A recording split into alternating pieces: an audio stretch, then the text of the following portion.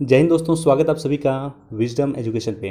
आज 13 अगस्त 2021 है। दैनिक जागरण के राष्ट्रीय संस्करण का कंप्लीट न्यूज़ एनालिसिस करेंगे जो यूपीएससी, स्टेट, पीसीएस या किसी भी वनडे एग्जाम के प्रीलिम्स, मेंस और इंटरव्यू तीनों ही पर्सपेक्टिव से इंपॉर्टेंट होता है।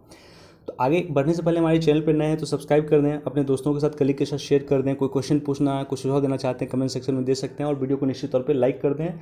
और साथ ही साथ जिन लोगों ने टेलीग्राम चैनल ज्वाइन नहीं किया है, लिंक आपको डिस्क्रिप्शन में मिल जाएगा, टेलीग्राम चैनल जाकर ज्वाइन करें। और जो इंपॉर्टेंट न्यूज़ होता है, एटलीस्ट जिस न्यूज़ का मैं यहाँ पर आपके साथ डिस्कस करता हूँ, जो इंपॉर्टेंट न्यूज़ होता है उसी का डिस्कस मैं आपके साथ करता हूँ, उसको ज़रूर एक बात खुद से पढ़ें। और उसके बाद अगर हमारा वीडियो देखोगे आप तो आपको अधिक लाभ होगा, अधिक फ़ायदा होगा। देखो यहाँ पे जो ये न्यूज़ है, ये न्यूज़ अधिक इम्पॉर्टेंट तो नहीं है, लेकिन इसके बैकग्राउंड काफ़ी इम्पॉर्टेंट है। खर्च का हिसाब नहीं देने वाले 5 प्रत्याशी 3 साल तक नहीं लड़ पाएंगे चुनाव। न्यूज़ अधिक इम्पॉर्टेंट नहीं है। निर्वाचन आयोग के पास इस तरह की शक्ति होती है कि वो उस तरह का काम कर सकता है, लेकिन इसके बैकग्राउंड काफ़ी इम्पॉर्टेंट है। और बैकग्राउंड है जनप्रतिनिधि अधिनियम 1951, पीपल रिप्रेजेंटेशन एक्ट 1951। इसको हिंदी में कहा जाता है जन प्रतिनिधि अधिनियम 1951। ये आप लोग खुद से पढ़ें, आपको लक्ष्मीकांत के बुक में पीछे में मिल जाएगा। लक्ष्मीकांत के बुक में डिटेल से दिया हुआ है जन प्रतिनिधि अधिनियम 1951 के बारे में, तो उसको जाकर के पढ़ें। यूपीएससी, स्टेट, पीसीएस या हर जगह ये क्वेश्चन पूछा जाता है आपसे, जन प्रतिनिधि अधिनियम 1951 के बारे में। तो आप अपने लक्ष्मीकांत से इसको कोरिलेट करें, इस न्यूज़ को लक्ष्मीकांत के बुक में जाकर के पढ़ लें, जन प्रतिनिधि अधिनियम 1951। चूँकि इसी एक्ट के तहत निर्वाचन आयोग ने ऐसा किया है। निर्वाचन आयोग ने जो है 5 प्रत्याशियों को 3 साल तक नहीं लड़ पाएंगे, उसको जो है प्रतिबंधित कर दिया है 3 वर्ष के लिए। तो ये शक्ति निर्वाचन आयोग को प्राप्त है और ऐसा उन्होंने किया है पीपल रिप्रेजेंटेशन एक्ट 1951 के तहत। अब देखो यहाँ पे जो है दोहा वार्ता चल रही है, जैसा कि हम आपके साथ डिस्कस कर रहे हैं कि तालिबान और अफगानिस्तान दोनों के बीच में दोहा वार्ता चल रही है। और तालिबान को हिंसा से रोकने के लिए अफगानिस्तान गवर्नमेंट ने उसे प्रस्ताव दिया है कि आप एक काम करें, सप्ताह में आप पार्टिसिपेट करें। तो ये प्रस्ताव दिया है दोहा में। तो देखते हैं क्या होता है, तालिबान क्या उस पर रिएक्ट करता है। लेकिन अफगानिस्तान गवर्नमेंट के द्वारा एक प्रस्ताव दिया गया है कि आप सप्ताह में पार्टिसिपेट करें, आप हमारे साथ सरकार में शामिल हो और आप इस तरह की जो हिंसा कर रहे हैं वर्तमान में, इस हिंसा को आप रोक दें। तालिबान से उन्होंने रिक्वेस्ट किया और अब देखना है कि तालिबान इस पर क्या निर्णय लेता है। देखो कल का दिन हमारे इसरो के लिए काफ़ी ख़राब दिन कह सकते हो आप रहा है। कक्षा में स्थापित नहीं हो सका इसरो का निगरानी उपग्रह। तो एक निगरानी उपग्रह था जिसे EOS कहा गया, इसे EOS-3 कहा गया था। EOS-3 यानी अर्थ ऑब्जर्वेशन सैटेलाइट, या इसको GIS-81 भी कहा गया, जियो इमेजिंग सैटेलाइट भी कहा गया था। ये कक्षा में स्थापित नहीं हो रहा था, हुआ, और ये जो लॉन्च हुआ था ये GSLV के द्वारा लॉन्च हुआ था। तो फिलहाल जो हमारे पास 2 लॉन्च व्हीकल हैं, एक PSLV है और दूसरा GSLV है। इसरो की आलोचना आप इस रूप में कर सकते हैं, हालांकि करना नहीं चाहिए चूँकि इसरो ने हमारे देश के लिए कई काम किए हैं, लेकिन आलोचना किया जा सकता है GSLV के लिए, चूँकि PSLV से जितना मिशन हुआ है वो अधिकतर मिशन सफल रहा और GSLV से कई मिशन फेल हुए हैं। मसलन आपने देखा होगा कि चंद्रयान मिशन जो है हमारा पूर्ण रूप से तो सफल नहीं कहा जा सकता चंद्रयान मिशन को, और चंद्रयान मिशन भी जो लॉन्च हुआ था वो GSLV के माध्यम से ही लॉन्च हुआ था। उसी तरह से कल का जो मिशन लॉन्च हुआ वो GSLV के माध्यम से लॉन्च हुआ है और उससे भी पूर्णतः सफल नहीं कहा जा सकता, और सफल ही हो गया कल का मिशन पूरी तरह से। दूसरी तरफ PSLV का आप सक्सेस रेट देखो, PSLV ने एक साथ 100 से अधिक मिसाइल को जो है अंतरिक्ष में स्थापित किया है। 100 से अधिक मिसाइल को अंतरिक्ष में स्थापित किया है, ये अपने आप में कीर्तिमान है PSLV का। दूसरा आप देखो कि मंगलयान को जो है पहली बार में ही मंगलयान के माध्यम से, PSLV के माध्यम से मंगलयान छोड़ा गया था और मंगल के कक्षा में जाकर के स्थापित हुआ मंगलयान हमारा, वो PSLV का ही सक्सेस रेट था। तो PSLV हमारे देश में काफ़ी सक्सेसफुल है GSLV के कंपेयर। देखो इसके बारे में बेसिकली ये समझो, ये जो सैटेलाइट लॉन्च होने वाला था इस पर मैं PSLV और GSLV में क्या डिफरेंस है ये आपको जानना चाहिए। थोड़ा सा एक पिक्चर में दिखा दूंगा मैं आपको, लेकिन ये बेसिक इन्फॉर्मेशन आपको ये होना चाहिए कि ये जो है जियो सिंक्रोनस ऑर्बिट में ये स्थापित होने वाला था। इसका अर्थ हुआ कि ये धरती से लगभग 36,000 किलोमीटर के डिस्टेंस में जा कर के स्थापित होता। नॉर्मली जो सैटेलाइट लॉन्च करती है PSLV वो करती है लोअर अर्थ ऑर्बिट में, यानी लगभग 300 से लेकर 600 या 700 किलोमीटर के रेंज में स्थापित होता था, लेकिन ये 36,000 किलोमीटर के रेंज में जाकर के स्थापित होने वाला था, जो असफल रहा। दूसरे इसको कह सकते हो कि इसको कह सकते हो एक तरह से पृथ्वी का या हमारे देश का CCTV कैमरा कह सकते हो। अंतरिक्ष का एक CCTV कैमरा होता है, यानी हर समय में जो है हमारे देश की ये मॉनिटरिंग कर सकता था, हर समय में ये तस्वीर भेज सकता था कहाँ पे क्या हो रहा है, नहीं हो रहा है, और इससे हमारी जो है देश के आसपास की जो है कह सकते हो सीमा सुरक्षा है वो भी प्रबल रूप से हो पाता।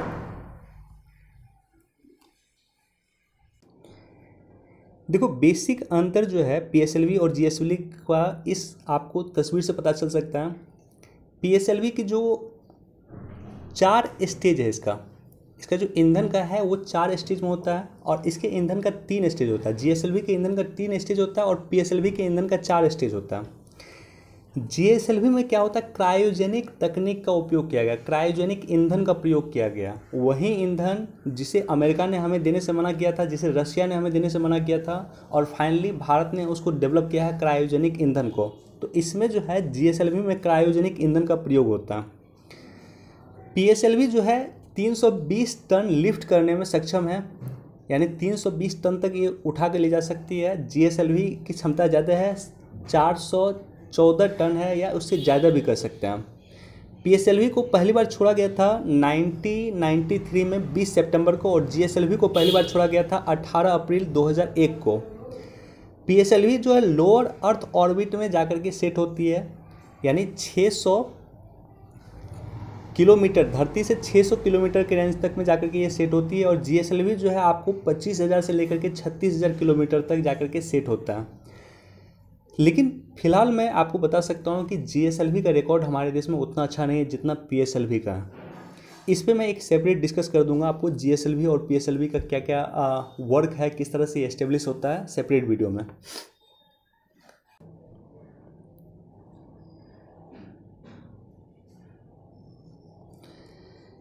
देखो महिला स्वयं सहायता समूह के लिए दोगुनी हुई ऋण की सीमा, तो ऋण जो हमारे मिल रहा था हमारे यहाँ, वो मिल रहा था 10 लाख रुपए तक सेल्फ हेल्प ग्रुप को। सेल्फ हेल्प ग्रुप जो महिला सेल्फ हेल्प ग्रुप है, स्वयं सहायता समूह है, उसको 10 लाख रुपए तक का ऋण मिलता था। प्राइम मिनिस्टर मोदी ने कल क्या किया है कि ऋण की सीमा को बढ़ा दिया है। भारत सरकार ने इसको 10 लाख की जगह 20 लाख कर दिया है, यानी एक सेल्फ हेल्प ग्रुप को। सेल्फ हेल्प ग्रुप क्या होता है, कुछ महिलाओं का एक समूह हो गया, उस समूह को ही सेल्फ हेल्प ग्रुप कहा जाता है। तो ये आपस में मिलकर काम करते हैं, तो ये समूह को अब 10 की जगह 20 लाख रुपए तक लोन मिल सकता है। देखो सेल्फ हेल्प ग्रुप महिला सशक्तिकरण में काफ़ी महत्वपूर्ण भूमिका का निर्वहन करते हैं। कल या परसों हमने डिस्कस किया था कि उज्ज्वला योजना किस तरह से महिला सशक्तिकरण में भूमिका निभा सकता है, तो उसी तरह से सेल्फ हेल्प ग्रुप जो है महिला सशक्तिकरण में भूमिका निभा सकता है। अगर इसका आप पॉइंट खोजोगे 4-5 पॉइंट आपको आराम से मिल जाएगा मेंस पर्सपेक्टिव से। आर्थिक सशक्तिकरण में भूमिका निभाता है, सामाजिक सशक्तिकरण में भूमिका निभाता है, राजनीतिक सशक्तिकरण में भूमिका निभाता है, सांस्कृतिक सशक्तिकरण में भूमिका निभाता है, कुपोषण जैसी समस्या का निदान करने में सहायक है। तो कई सारे पॉइंट आपको मिल जाएंगे, कुछ पॉइंट मैं आपके साथ डिस्कस करता हूँ। सबसे पहला पॉइंट यह है कि सेल्फ हेल्प ग्रुप का ऋण जो है 10 लाख रुपये से बढ़ा करके अब 20 लाख कर दिया गया। दूसरा, इस न्यूज़ को अगर आप पढ़ोगे तो प्राइम मिनिस्टर मोदी ने कहा है कि जो सिंगल यूज प्लास्टिक है उसको रोकने में सेल्फ हेल्प ग्रुप की महिलाओं का काफ़ी महत्वपूर्ण योगदान है। कैसे कि जो महिलाएं हैं वो सिंगल यूज प्लास्टिक की जगह, जो प्लास्टिक नॉर्मली हम लोग यूज करते हैं किचन वगैरह में सब्जी वगैरह लाने के लिए, तो उसके जगह जो है कागज़ के बने हुए प्लास्टिक या पॉलीथीन वगैरह जो है वो बना सकती है। वो महिलाएं जो है और नॉर्मली बनाती भी हैं। कागज़ से बने हुए जो है पॉलीथीन या कागज़ से बने हुए बैग वो बनाती हैं, और उस बैग के माध्यम से सिंगल यूज प्लास्टिक को जो है हम रोक सकते हैं। तो निश्चित तौर पे सिंगल यूज प्लास्टिक को रोकने और कागज़ से बने हुए थैले को प्रमोट करने में सेल्फ हेल्प की भूमिका है। दूसरा, आपने देखा होगा कि कोरोना महामारी के समय में, जिस समय हमारे देश में मास्क नहीं था, सैनिटाइजर नहीं था, तो ये सेल्फ हेल्प ग्रुप के जो लोग थे, इसकी जो महिलाएं थी, इन्होंने अपने सिलाई मशीन पे मास्क बनाने का काम किया था। इन्होंने घर में जाकर सैनिटाइजर बनाने का काम किया था। तो एक तरह से कोरोना महामारी को रोकने में भी सेल्फ हेल्प ग्रुप की काफ़ी महत्वपूर्ण भूमिका रही है। तीसरा प्राइम मिनिस्टर ने कहा है कि कृषि और उद्योग में इनकी भूमिका है। जो कृषि हो गया और कृषि आधारित उद्योग हो गया, जैसे कृषि तो हुआ ही, कृषि के साथ साथ जो उसका उद्योग होता है, कुछ पैकेजिंग वगैरह हो गया, खाद्य प्रसंस्करण उद्योग हो गया, तो इस तरह के उद्योग में महिलाओं की काफ़ी अच्छी भूमिका हो सकती है, सेल्फ हेल्प ग्रुप की अच्छी भूमिका हो सकती है। और सामाजिक जागरूकता को फैलाने के लिए, कुपोषण की समस्या का निदान करने के लिए सेल्फ हेल्प ग्रुप की महत्वपूर्ण भूमिका हो सकती है। ये प्राइम मिनिस्टर मोदी ने कल अपने संबोधन में इस पॉइंट को जिक्र किया, तो इसको ज़रूर आप लोग देख लें। और साथ ही साथ मेंस पर्सपेक्टिव से याद रखें कि महिला का जो सेल्फ हेल्प ग्रुप है वो किस तरह से महिला सशक्तिकरण में, वुमेन एम्पावरमेंट में महत्वपूर्ण भूमिका निभाती है। महिला सशक्तिकरण आपके मेंस पर्सपेक्टिव से काफ़ी इंपॉर्टेंट टॉपिक है और इससे क्वेश्चन पूछा जाता है।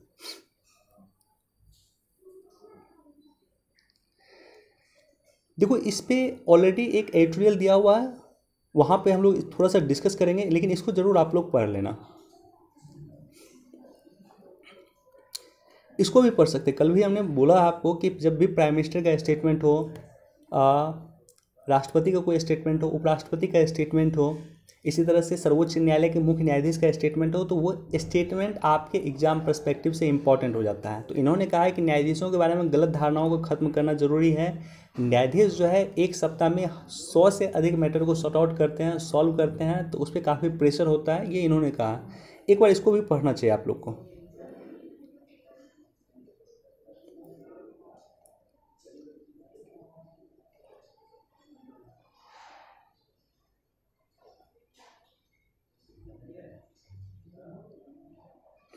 एक सेकेंड,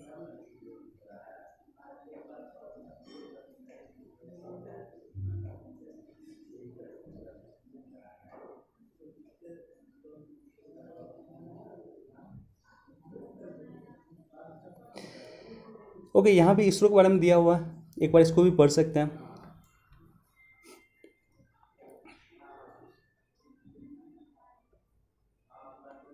यहाँ पे देखो, कोवैक्सीन को WHO की मंजूरी दिलाने में कोशिश जारी है। तो यहाँ पे सौम्या स्वामीनाथन से मिल रहे हैं हमारे देश के स्वास्थ्य मंत्री। तो ये बस याद रख लेना कि सौम्या स्वामीनाथन जो है WHO के मुख्य वैज्ञानिक हैं। WHO के मुख्य वैज्ञानिक हैं सौम्या स्वामीनाथन। कई बार वनडे एग्जाम वगैरह में क्वेश्चन पूछा जाता है, या स्टेट PCS वगैरह में प्रीलिम्स में खास करके ये क्वेश्चन पूछा जाता है। देखो, इस पे तीनों ही न्यूज़, ये जो इकोनॉमी का पार्ट है, यहाँ पे इकोनॉमी की रिकवरी को लेकर के सरकार प्रतिबद्ध, तीनों ही न्यूज़ इंपॉर्टेंट है और मेंस पर्सपेक्टिव से इम्पॉर्टेंट है। पहला जो न्यूज़ है वो GST क्षतिपूर्ति को लेकर के है। लगभग 15-20 मिनट का वीडियो है, हमने बनाया था स्पेशल वीडियो GST कंपनसेशन को लेकर के। थोड़ा सा 1-2 मिनट में मैं डिस्कस कर देता हूँ GST कंपनसेशन क्या होता है, और डिटेल्स अगर आपको जानना है तो जाकर के हमारा वीडियो आप देख सकते हैं। GST जब लॉन्च हुआ था, 1 जुलाई 2017 से GST आया है। 1 जुलाई 2017 से GST आया। GST जब लॉन्च हुआ तो कई सारे राज्यों को इस पर आपत्ति थी, और कई सारे राज्यों को आपत्ति थी कि अगर GST लॉन्च हुआ तो उसका जो रेवेन्यू जनरेट होता है वो कम हो जाएगा। केंद्र सरकार ने कहा कि आपको टेंशन लेने की ज़रूरत नहीं है, एक काम करें, आप GST में शामिल हो, आपको जो भी नुकसान होगा उसकी भरपाई हम आपको करेंगे। मसलन केंद्र सरकार ने कहा कि एक आप बताइए, खाका एक बना लीजिए कि आपको कितना आपका रेवेन्यू जनरेट होता था 2015-16 के अनुसार।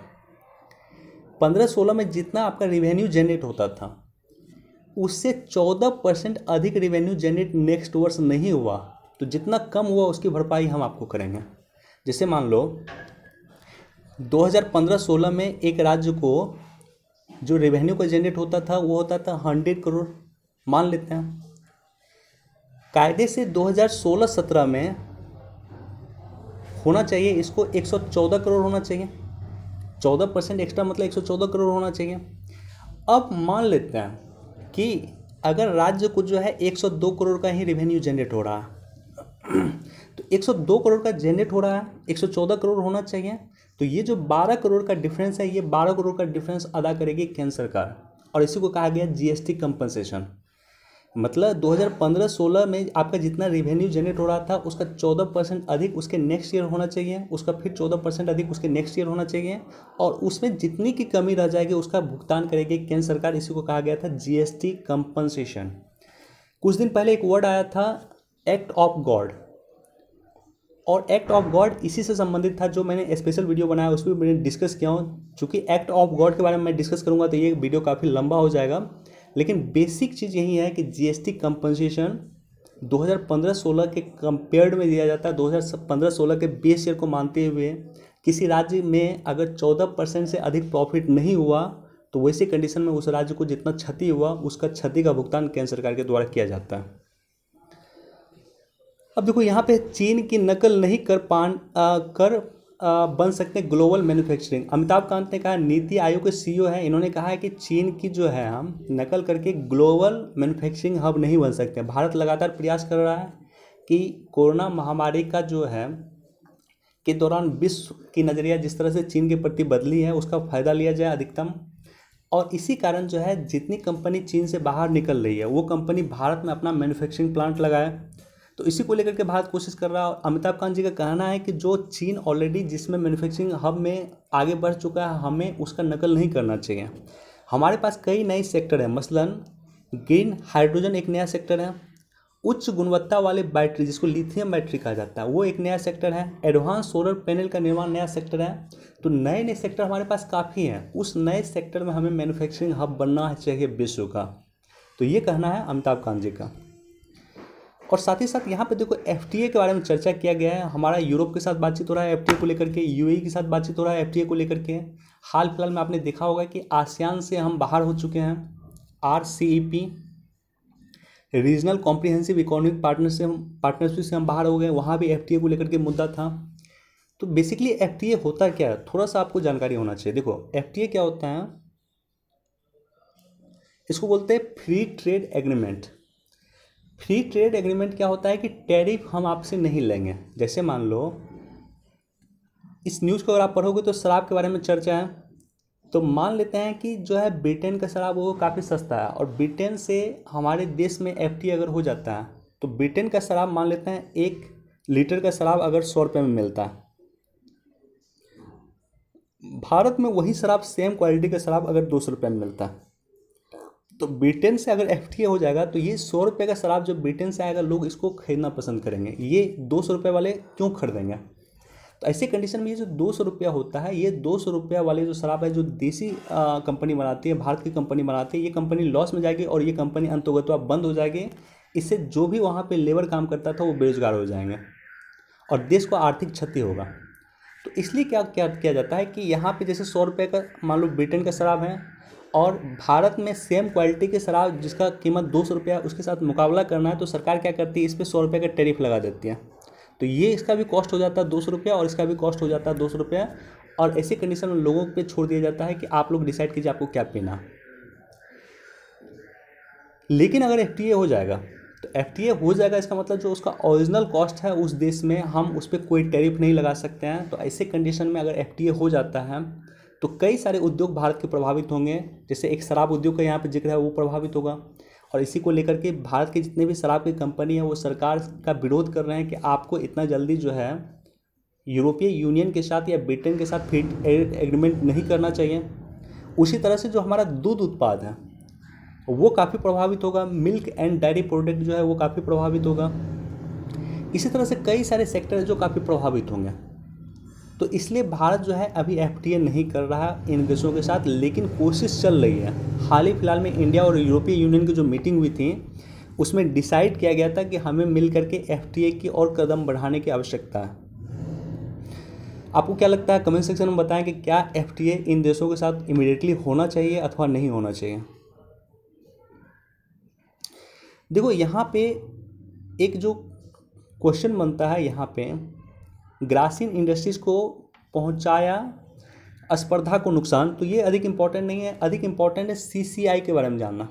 कंपटीशन कमीशन ऑफ इंडिया जो है इसी एक्ट के 2002 में इसकी स्थापना किया गया था और कंपटीशन को रोकना या कंपटीशन को बनाए रखना इसका उद्देश्य होता है। तो ये संस्था काफ़ी इंपॉर्टेंट है, कई बार हमने डिस्कस किया है भारतीय प्रतिस्पर्धा आयोग, कंपटीशन कमीशन ऑफ इंडिया के बारे में।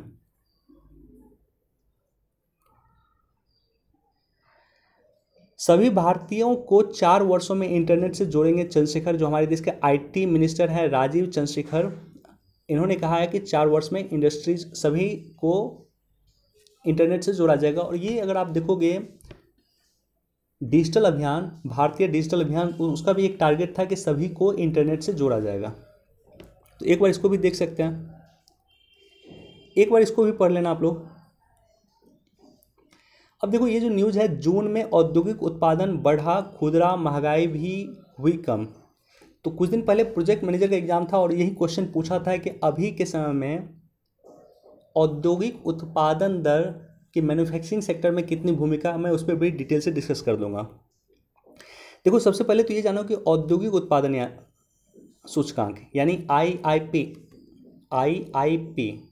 Index of industrial production, IIP, इसका जो प्रसारण किया जाता है, इसका जो प्रकाशन किया जाता है वो किया जाता है सीएसओ के द्वारा, केंद्रीय सांख्यिकी कार्यालय के द्वारा आईआईपी का प्रकाशन किया जाता है। इसमें बेसिकली 8 सेक्टर होते हैं। सबसे अधिक भूमिका जो होती है, सबसे अधिक जो वेटेज होता है वो रिफाइनरी प्रोडक्ट का होता है, लगभग 28%। उसके बाद इलेक्ट्रिसिटी का होता है, उसके बाद इस्पात का होता है, उसके बाद कोयला का होता है, कच्चा तेल, प्राकृतिक गैस, सीमेंट और उर्वरक। सबको याद रखने की जरूरत नहीं है, ये 8 सेक्टर का नाम बस याद रख लेना। रिफाइनरी उत्पाद, विद्युत, इस्पात, कोयला, कच्चा तेल, प्राकृतिक गैस, सीमेंट और उर्वरक। और सबसे अधिक जो भूमिका होती है वो होती है रिफाइनरी प्रोडक्ट की, रिफाइनरी प्रोडक्ट। और सबसे कम जो भूमिका होती है वो उर्वरक की होती है, फर्टिलाइजर की होती है। तो ये दोनों चीज़ याद रख लेना।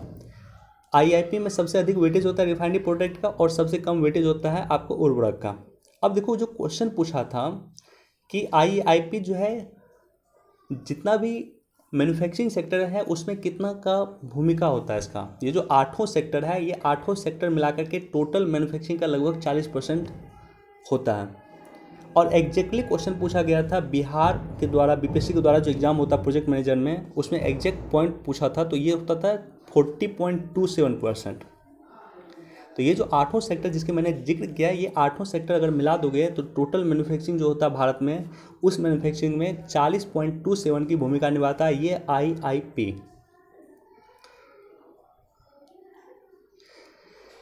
देखो ये काफ़ी इंपॉर्टेंट है, मैं डिस्कस इसलिए नहीं कर रहा हूँ कि इसमें कई सारे पॉइंट को ऑलरेडी हमने डिस्कस किया है। और चूंकि ये धर्मेंद्र प्रधान का एडिटोरियल है तो निश्चित तौर पे पढ़ना चाहिए। भारत के नए शिक्षा मंत्री हैं। एक तो ये समझो कि जो एचआरडी मिनिस्ट्री था, एचआरडी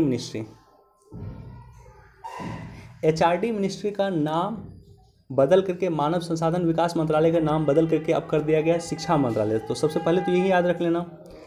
5+3+3+4 क्या होता है ऑलरेडी हमने डिस्कस किया है। तो इसके हर एक पॉइंट को मैंने डिस्कस किया है। अगर होगा तो मैं नई शिक्षा नीति को लेकर के अलग से डिस्कस कर दूंगा, लेकिन इसको आप लोग डिटेल से पढ़ लेना, काफ़ी इंपॉर्टेंट है। चूँकि मुझे ये न्यूज़ डिस्कस करना है आपके साथ, इसलिए मैं वहाँ पे नहीं जा रहा हूँ। और ये काफ़ी इंपॉर्टेंट है अभी के लिए। खतरे की घंटी को सुनने की ज़रूरत है। देखो सबसे पहले तो ये जानो कि 2015 में जो है COP21 का आयोजन हुआ था। यूएनएफसीसी के द्वारा प्रत्येक वर्ष कन्वेंशन ऑफ पार्टी का आयोजन किया जाता है। कन्वेंशन ऑफ पार्टी, COP मतलब होता है कन्वेंशन ऑफ पार्टी। तो जितने भी पार्टी हैं वो सभी मिल करके डिस्कस करते हैं। COP21 हुआ था वो पेरिस में हुआ था। यूएनएफसीसी की COP21 मतलब 21वां जो उसका मीटिंग हुआ था वो पेरिस में हुआ था। और उसी में पेरिस समझौता साइन हुआ था, जो अभी तक इम्प्लीमेंट नहीं किया जा सका, लेकिन साइन हुआ था 2015 में पेरिस में। अब देखो इसी पेरिस में डिसाइड किया गया और आईपीसीसी को बोला गया। आईपीसीसी क्या होता है? ये एक संस्था है जिसका नाम है inter governmental panel on climate change, एक संस्था है। इस संस्था को बोला गया कि एक काम कीजिए, आप हमें ये पता करके बताइए कि अगर धरती का टेम्परेचर 1.5 डिग्री सेंटीग्रेड बढ़ जाता है तो क्या उसका इफेक्ट होगा, और इसका टेम्परेचर अगर 2 डिग्री सेंटीग्रेड बढ़ जाता है तो क्या इफेक्ट होगा। 1.5 डिग्री सेंटीग्रेड बढ़ जाएगा तो क्या इफेक्ट होगा, और 2 डिग्री सेंटीग्रेड बढ़ जाएगा तो उसका क्या इफेक्ट होगा। इसका रिपोर्ट आया था, आईपीसीसी का रिपोर्ट पहला जो रिपोर्ट आया था वो आया था 2019 में, और इन्होंने इसमें इन्होंने बताया था कि अगर टेम्परेचर बढ़ जाएगा तो उसका क्या इम्पैक्ट होगा ग्लोबल स्तर पे। काफ़ी डिटेल से इन्होंने चर्चा किया था।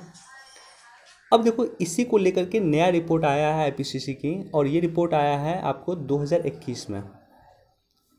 इसमें इन्होंने बताया है कि किस तरह से टेम्परेचर बढ़ रहा है और उसका क्या नुकसान हो सकता है हमारी पृथ्वी को।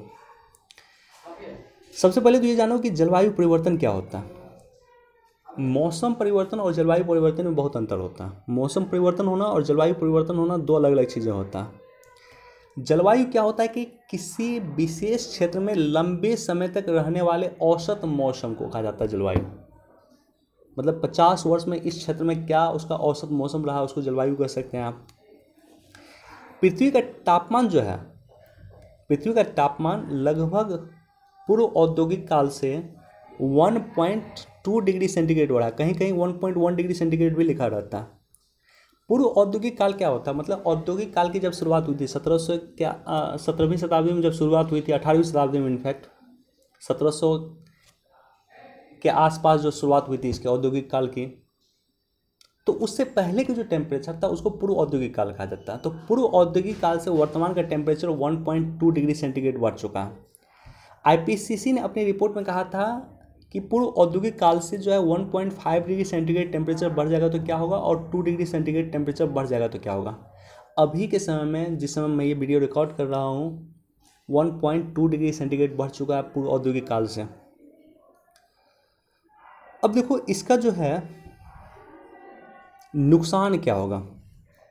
नेचर पत्रिका ने कहना है कि अगर 2 डिग्री टेम्परेचर बढ़ जाता है तो बर्फ मुक्त ग्रीष्मकाल 20 गुना अधिक होगा, यानी ग्रीष्मकाल काफ़ी बढ़ जाएगा, ग्रीष्मकाल काफ़ी होगा।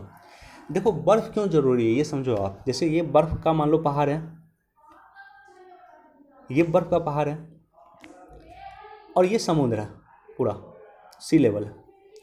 अगर बर्फ पे जो है सूरज की रोशनी पड़ती है तो इसको रिफ्लेक्ट कर देता है, ये इसको सोखता नहीं है, इसको रिफ्लेक्ट कर देता है। मतलब ये जो है टेम्परेचर को मेंटेन करता है।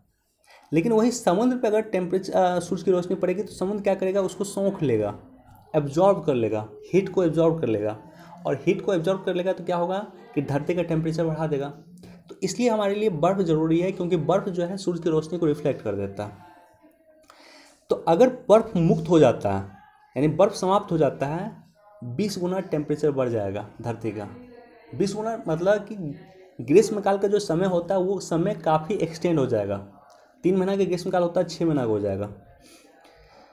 अब देखो इससे क्या होगा कि पेयजल की समस्या होगी, पानी की समस्या, तो वैसे भी कंडीशन है। ओईसीडी की रिपोर्ट के अनुसार 2050 तक विश्व के आधी जनसंख्या को पीने का पानी नहीं मिलेगा, पहले ओईसीडी ने बोल चुका है।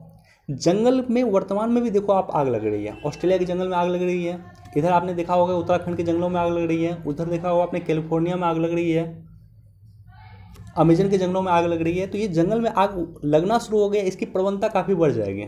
सूखा की समस्या होगी, अकाल की समस्या होगी, और तटीय इलाके डूब जाएंगे।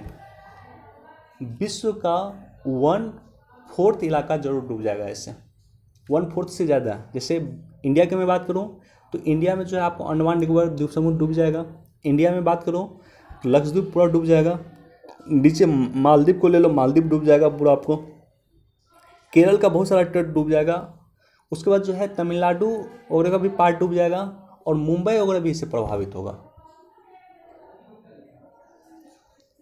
कई सारे देश डूब जाएंगे, 2 डिग्री सेंटीग्रेड बढ़ गया टेम्परेचर तो कई सारे देश। 20 करोड़ लोग इससे विस्थापित होंगे, काफ़ी बड़ी नंबर होती है। सोचो कि रोहिंग्या मुस्लिम का जो 4 करोड़ रोहिंग्या का विस्थापन हुआ तो किस तरह से क्राइसिस एक तरह से आ गया था। और 20 करोड़ लोग अगर विस्थापित होंगे, पर्यावरण विस्थापित इसको कहते हैं, वर्ड यूज होता है क्लाइमेट विस्थापन, पर्यावरण विस्थापन इसका वर्ड यूज होता है। तो 20 करोड़ लोग अगर विस्थापित होंगे तो क्या टेंडेंसी होगा, विश्व में किस तरह से क्राइसिस आएगा, उसको आप समझ सकते हो। यहाँ पे डाटा ढंग से लिखा नहीं है, लेकिन वर्ल्ड बैंक के अनुसार भारत को 2050 तक $1.2 ट्रिलियन का नुकसान होगा।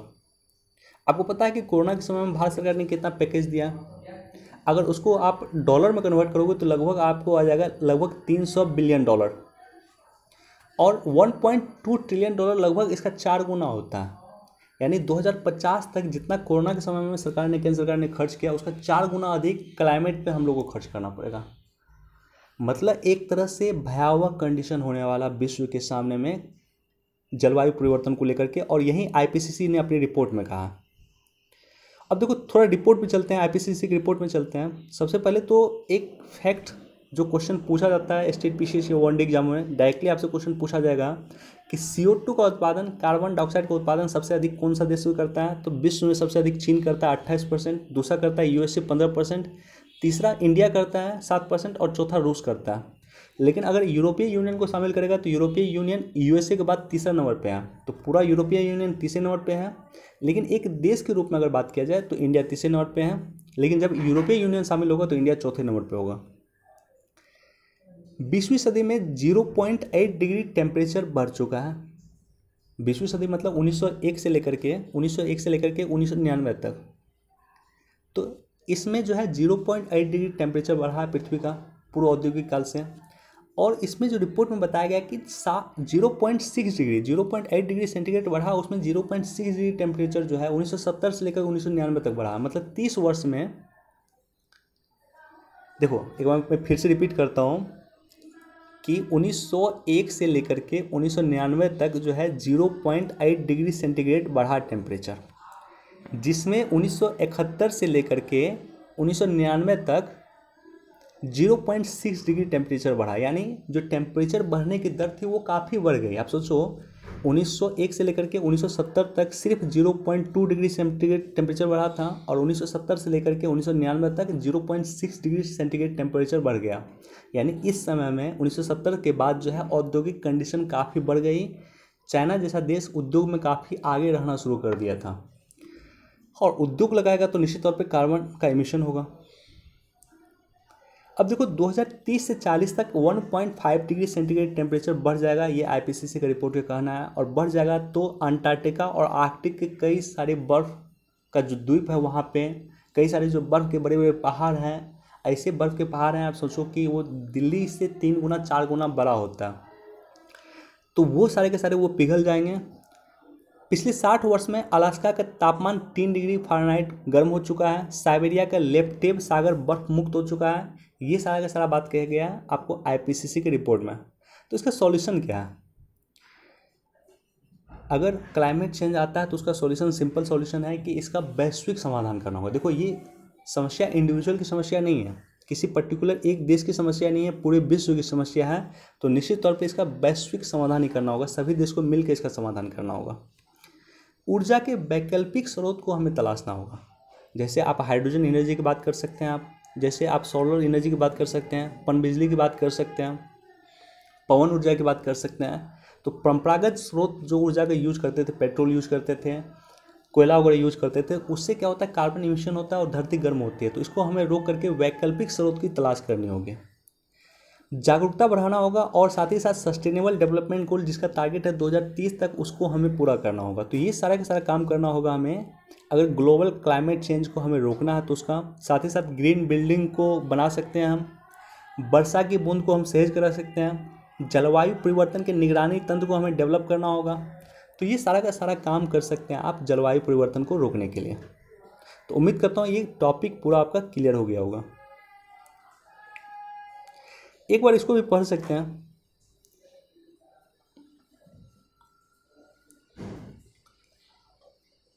देखो यहाँ पे गजनी जो है, गजनी पे कब्जे के साथ काबुल के और करीब पहुंचा तालिबान। तो गजनी पे कब्जा कर लिया, और गजनी से नाम आपको याद आएगा, ये जो गजनी सिटी है अफगानिस्तान के, यहीं के गजनवी थे। और उसी गजनवी ने भारत में सोमनाथ मंदिर पे जो है 17 बार आक्रमण किया था। और देखो काफ़ी इंटरेस्टिंग, आप देखो यहाँ पे इसी न्यूज़ में यहाँ नीचे दिया हुआ है कि पाकिस्तान ने एक बैलिस्टिक मिसाइल का परीक्षण किया जिसका नाम गजनवी रखा। तो गजनी के ही गजनवी थे जिन्होंने भारत के सोमनाथ मंदिर पे 17 बार आक्रमण किया। अब देखो ये मैं बताना इसलिए चाहता हूँ आपको कि आपको ये समझना होगा कि एक मंदिर जो 17 बार तोड़ा, उस व्यक्ति को पाकिस्तान अपना हीरो मानता। यानी जो भारत पे मंदिर तोड़ा है 17 बार, और ख़ास करके पाकिस्तान होते हुए वो क्रॉस करता था। पाकिस्तान में जितने मंदिर थे उस समय में, चूँकि पाकिस्तान तो सब हिंदू ही इलाका था वो सारा का सारा जगह, तो वहाँ के भी मंदिर तोड़ते थे। तो मंदिर तोड़ने वाले को पाकिस्तान अगर अपना हीरो मानेगा तो पाकिस्तान में मंदिर टूटेंगे ही। 2-3 दिन पहले हमने आपको बताया था कि पाकिस्तान में किस तरह से मंदिर टूटा है, और उसके टूटने के रीजन में ये सारा बैकग्राउंड है। आप अकबर को मान सकते हैं अपना हीरो, उसको मानिए, लेकिन आप गजनवी को ही मानेंगे। गजनवी को मानेंगे क्यों? क्योंकि गजनवी ने हिंदू मंदिर तोड़ा था। गजनवी की और क्या भूमिका रही है भारत में? कोई भूमिका नहीं रही है। तो वैसे व्यक्ति को अगर पाकिस्तान अगर अपना हीरो मानेगा तो निश्चित तौर पे पाकिस्तान में मंदिर टूटेंगे, निश्चित तौर पे पाकिस्तान में जो है प्रोसिक्यूशन जो है, उत्पीड़न जो है, जो अल्पसंख्यकों पे होता था वो बढ़ेगा।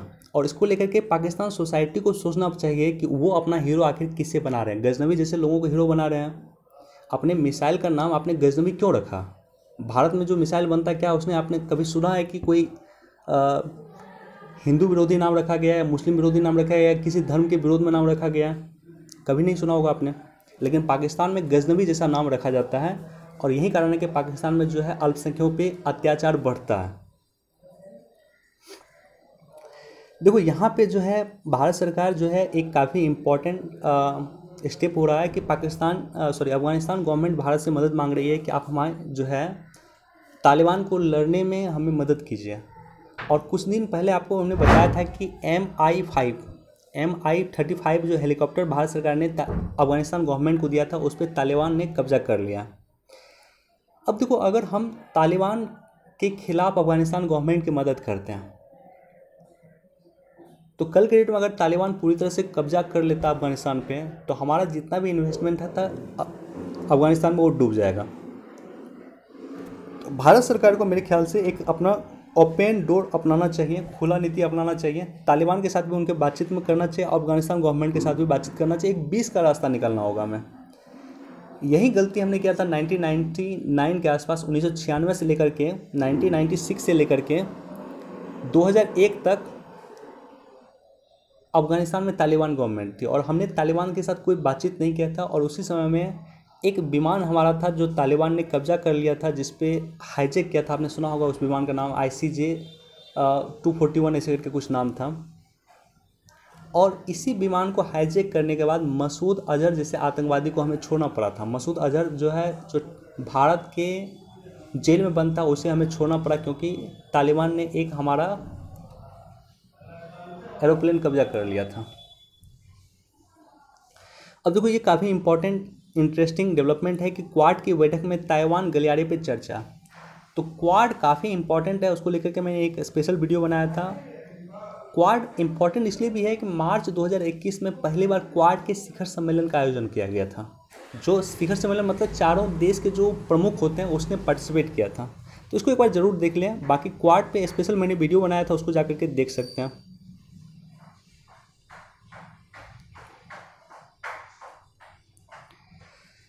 चलिए, आज हमारे पास इतना ही था। वीडियो देखने के लिए धन्यवाद। Thank you so much. Please do like, share and subscribe. Thank you.